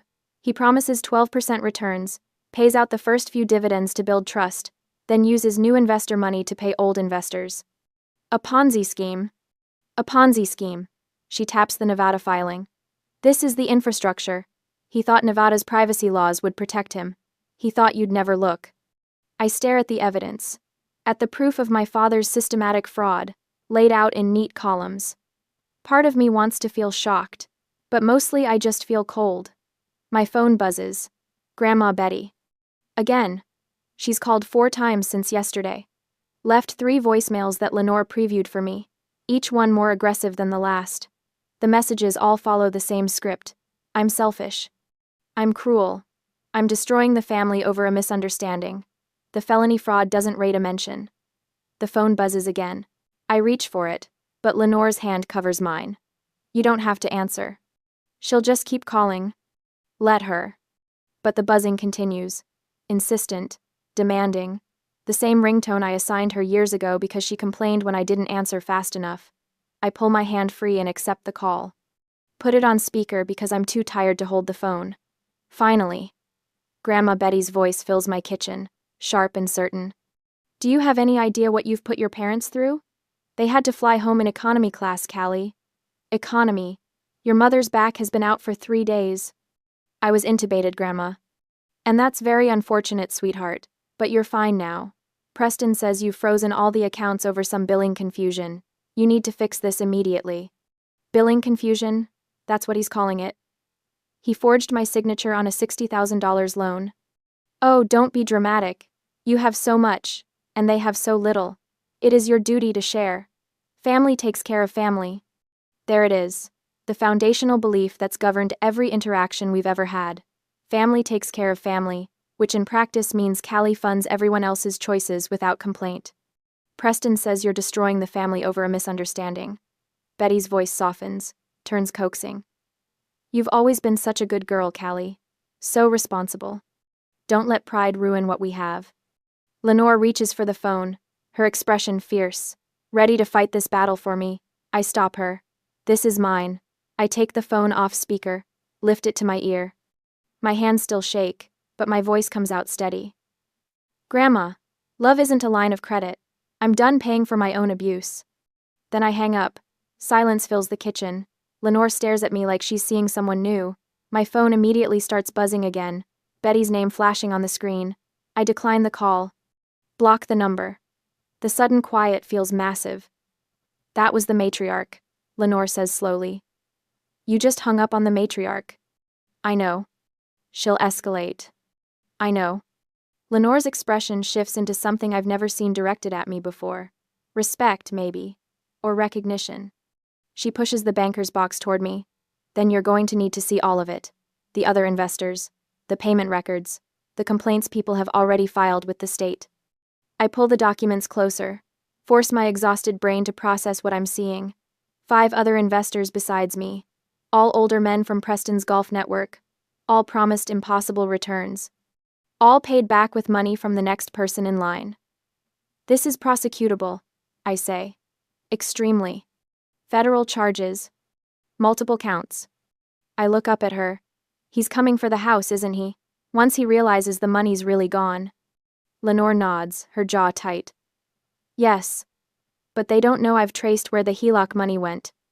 They don't know we have the Nevada filing. They don't know about the investor list. She leans forward, and I see the forensic auditor she used to be. The woman who took down corporate fraud rings and walked away clean. We have the leverage, Callie. We just need them to walk into the trap. 3 days later, the video hits 2 million views while I'm sitting in a staff meeting. My phone buzzes against the conference table. Once, twice, 7 times in 30 seconds. I flip it face down, but not before I catch a glimpse of the notification. Kinsley Living tagged you in a post. Later, in the bathroom, I watch it. Kinsley's face fills the screen, mascara streaked artfully down her cheeks. Real tears this time, I think. Or maybe she's just gotten better at the glycerin trick. My sister left us stranded. She sobs into the camera. We had nothing, no way home. She cut us off while we were in another country because she couldn't stand seeing us happy for once in our lives. The comments scroll faster than I can read them. Narcissist. Hope karma gets you. Your poor parents. By the end of the day, 3 coworkers have asked if I'm okay. By the end of the week, my boss pulls me aside to discuss personal matters affecting workplace perception. Professional damage. Mounting. Exactly what Kinsley intended. 2 weeks after the video goes viral, Preston's lawyer sends the demand letter. Lenore brings it to my apartment on a Tuesday evening. I'm heating up soup I won't eat, trying not to think about the fact that my LinkedIn inbox is full of messages from people who've seen Kinsley's performance. Tenants' rights. Lenore reads aloud, her voice flat. He's claiming a verbal lifetime lease based on, quote, decade of continuous residency and property management, unquote. I set down my spoon. He what? It's a stalling tactic. Ties the house up in court for years while he lives there rent-free. She flips to the next page. His lawyer is decent. Not great, but decent enough to make this expensive for you. The number at the bottom of the estimate makes my stomach turn. Legal fees, court costs. Years of my life spent fighting while Preston plays victim and Kinsley racks up views. I think about the Instagram photo. Ask. The margaritas. My father's satisfied smile while I was intubated. What do we do? Lenore looks at me over the top of the letter. We let him think he's won. The mediation happens in a conference room that smells like burnt coffee and desperation. Gray walls, gray carpet. A table so aggressively neutral it might as well not exist. Preston arrives first, lawyer in tow. He's wearing a suit I bought him 2 Christmases ago for a business opportunity that never materialized. Deidre follows, phone already out, probably texting Kinsley play-by-play updates. Kinsley herself slouches in last, filming everything on her phone until the lawyer makes her stop. I let my hands shake when I pour water from the pitcher. Spill a little on the table. Preston notices. Smirks. Callie. His voice carries that false warmth he uses when he wants something. We don't have to do this. We're family. I don't answer. Let my silence read as fear instead of fury. Lenore sits beside me, playing her part. Weary advisor. Tired of fighting. She's dressed down for this, wore her oldest blazer, left her forensic auditing credentials off the table tent with her name. Preston's lawyer starts talking. Demands. Concessions. A formal acknowledgement of their residency rights. 6 months minimum before any eviction proceedings, plus a monthly stipend for displacement hardship.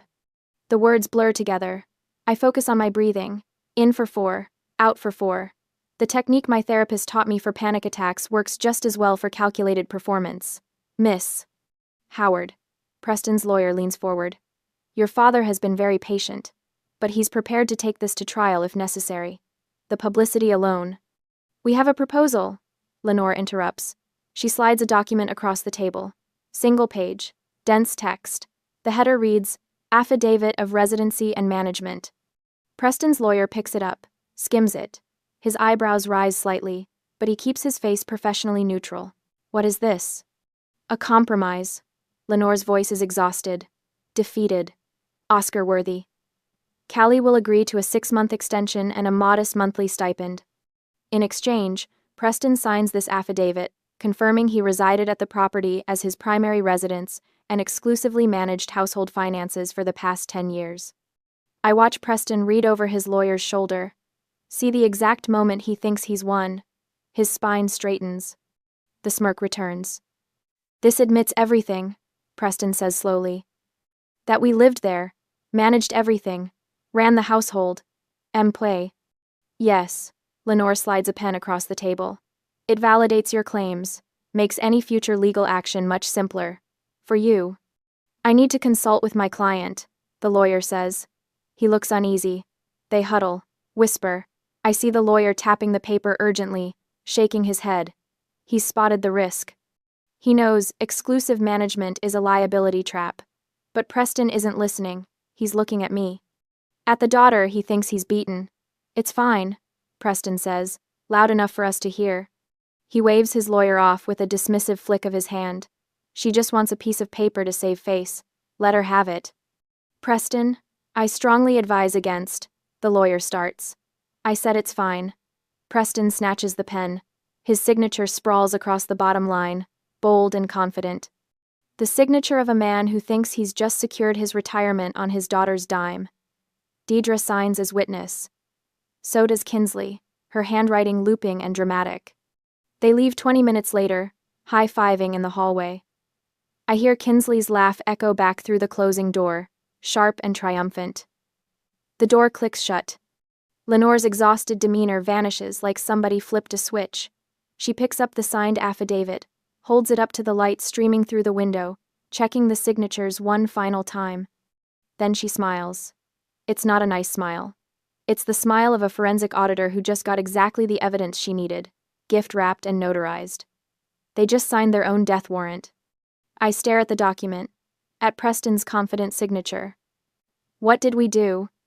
By swearing he lived here in Washington as his primary residence while simultaneously claiming Florida residency for tax purposes on other documents I've collected, he just confessed to tax fraud.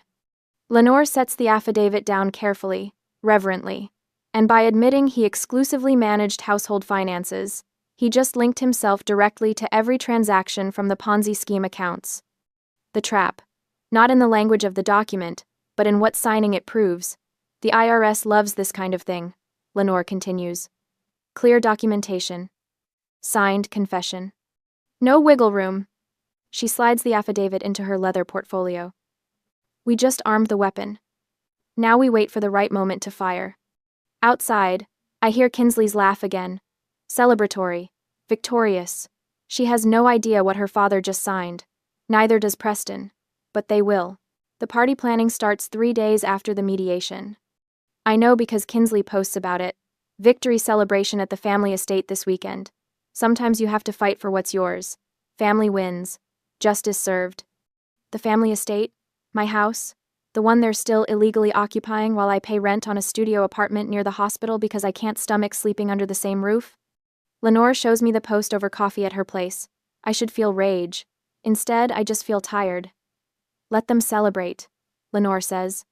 She's wearing reading glasses, scrolling through something on her laptop. Hubris makes excellent seasoning. For what? She turns the screen toward me. It's a Reddit thread. The title reads, "Help me find proof my coworker's sister is lying about her narcissist story." My chest tightens. Who posted this? Sarah Chen from your logistics department. Apparently she remembered you were out with sepsis the same week Kinsley claimed you abandoned the family. Lenore clicks through the comments. She's asking if anyone has time-stamped proof of where your family was during your ICU stay. I scan the responses. Someone linked Kinsley's Instagram. Another person pulled the metadata from her Cabo photos. A third commenter found the resort's tagged location history. This will destroy her, I say. Lenore removes her glasses. She destroyed herself. The internet is just holding up a mirror. By that evening, the truth is everywhere. Someone obtained visitor logs from the hospital through a HIPAA request, proving 0 family visits during my 6-day stay.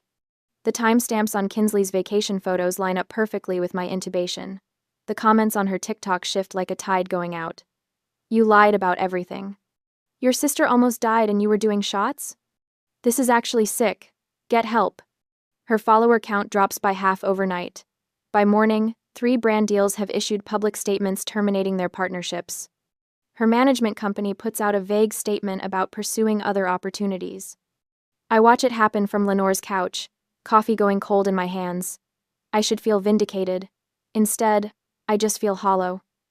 They're coming tomorrow, Lenore says. She's on her phone, typing rapidly. Preston just confirmed. 2 p.m. For what? Final settlement meeting. I told him you're ready to surrender the house entirely. She looks up, smile sharp. He thinks he's won.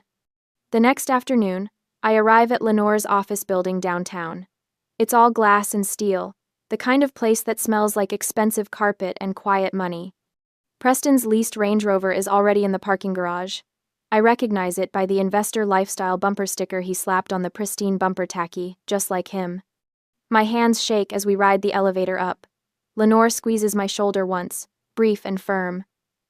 Remember, she says, You're not the one who should be afraid. The conference room is smaller than I expected. Preston sits at the head of the table, legs spread wide, taking up space like it's his birthright.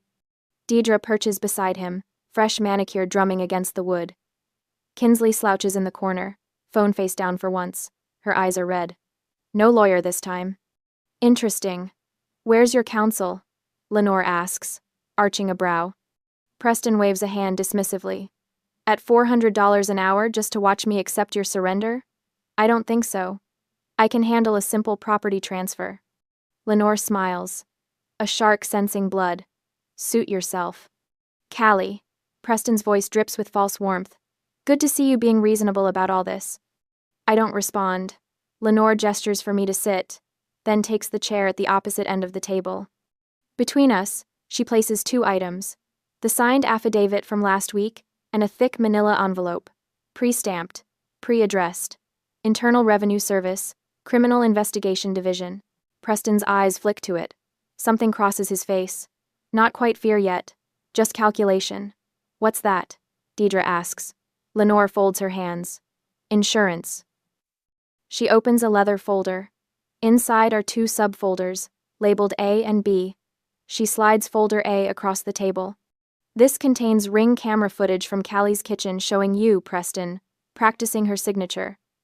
47 attempts before you got it right. She taps the folder. It shows the notary arriving, shows you forging the HELOC documents. That's bank fraud, identity theft, 10 to 15 years in federal prison. Preston's face drains. That's not what that is. I was just... The notary already cooperated with authorities. He's willing to testify in exchange for a reduced sentence on his other cases. Lenore doesn't raise her voice.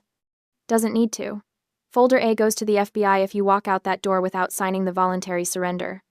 Deidre makes a small sound, almost a whimper. Lenore slides folder B forward. This one's even better. Remember that affidavit you signed last week? The one where you swore under oath that you lived in Washington as your primary residence, while exclusively managing all household finances? Preston's hands curl into fists. That's interesting, because your Florida driver's license says you're a resident of Orlando. So does your tax return from last year. And the year before. And every year since 2016. She opens the folder, revealing page after page of documentation. You claimed Florida residency to avoid Washington's capital gains tax. But you just signed a legal document admitting you lived here. That's called tax fraud, Preston. I'll recant. His voice comes out strangled. I'll say I was confused. Then I mail both folders to federal investigators and you get charged with perjury on top of everything else. Lenore leans back. But wait, there's more. She pulls out another set of papers. Financial ledgers, bank statements, names I don't recognize. By admitting you managed Callie's household finances, you legally tied yourself to every account that received funds from her income, including the Nevada Shell Company, including the investment scheme accounts. She spreads them across the table like a poker hand. We have 12 investors ready to file complaints. We have wire transfer records. We have your signature on documents promising returns you knew you couldn't deliver. Those were legitimate investments, Preston says, but his voice cracks. Then you won't mind explaining them to a grand jury. Silence fills the room like water rising. Deidre is crying quietly. Kinsley stares at the table, motionless. Preston looks at me finally. Really looks at me. Callie, sweetheart, this is your aunt twisting everything. You know me. You know I'd never deliberately hurt you. We're family. His voice shifts, takes on that wheedling tone I've heard 1,000 times. We made mistakes. People make mistakes. But we raised you. We loved you. Doesn't that count for something? Once, that tone would have shattered me, would have pulled me right back into the cycle. Now I just wait for Lenore to finish. She taps the pre-stamped envelope. Here's how this works. You sign the voluntary property surrender right now. You vacate within 24 hours. I file a simple eviction on record. No criminal charges. You walk away with your freedom. Or, Preston asks, or you refuse, and this envelope goes in the mail the second you leave. FBI, IRS, every investor complaint filed simultaneously. You'll be in federal custody within a week. The fluorescent lights hum. Someone's phone buzzes. Kinsley, probably. Another brand deal falling through. Preston's hand trembles as he reaches for the pen. Just a small loan, he says, voice breaking. To help us move. Start over. $5,000. You have so much, Callie. Just $5,000. Every cell in my body recognizes this moment. The final test. The last chance for old patterns to reassert control. Old Callie would have checked her bank balance before he finished the sentence. I stand. Look him directly in the eye. No. One word. Clean. Final. His face crumples. Not with sadness. With rage. With disbelief that his asset is refusing to perform. He signs.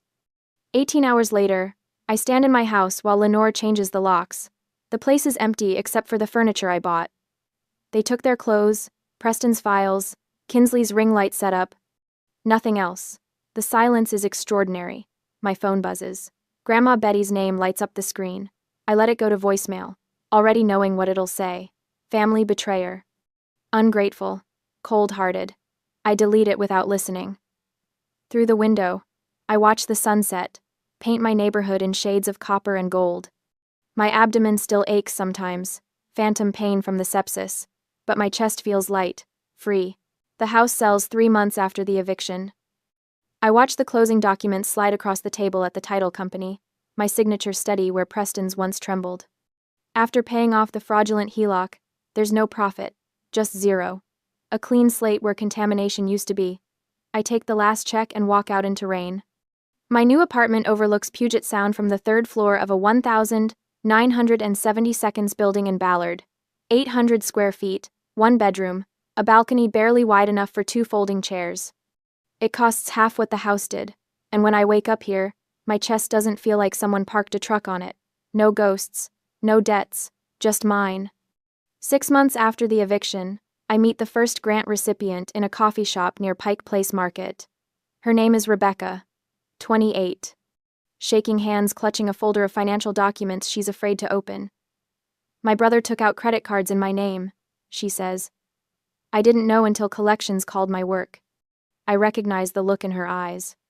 The shame that doesn't belong to her but sits there anyway, heavy as a stone. You're not responsible for what he did, I tell her. You're only responsible for what you do now. She cries. I hand her tissues and the grant paperwork. $5,000. Enough for a security deposit and first month's rent somewhere he doesn't have the address. How did you stop feeling guilty? She asks. I think about that for a moment. The truth is complicated. Healing isn't linear. Some days I still wake up and reach for my phone to check if they've texted. But most days, I don't. I stopped confusing love with sacrifice, I say finally. Real love doesn't cost you everything. That afternoon, my phone buzzes, the same notification tone from that ICU room months ago. My body freezes, old programming trying to boot up. It's an email. Subject line, emergency, kidney surgery. I stare at Preston's name in my inbox. My thumb hovers over the delete button, but something stops me. Curiosity, maybe. Or the need to see if I'll still feel that old pull. I open it. Callie, I know we haven't spoken, but I need your help. Emergency kidney surgery next week. Insurance won't cover everything. The hospital needs $8,000 up front or they'll cancel. I'm sorry for everything that happened. I know I made mistakes. But I'm your father. Please. The words are precision engineered. Medical crisis. Apology. Blood relation. Every pressure point he installed in me since childhood, pressed in exact sequence. In the past, I would have called the hospital to verify. I would have at least Googled it, or I might have felt guilty for not caring. Now, I just forward it to Lenore, without reading the rest. Her response comes back in 4 minutes. Outpatient procedure. Kidney stone removal. Insurance covers 100%. He posted about his minor procedure on Facebook yesterday with laughing emojis. I delete the email. No hesitation, no second thoughts, no knot in my stomach. I walk to my balcony with a cup of tea. The sound stretches out gray and restless under low clouds. A ferry cuts through the water, lights bright against the coming dusk. Seagulls wheel overhead, their cries sharp and clean. I breathe in salt air, exhale slowly.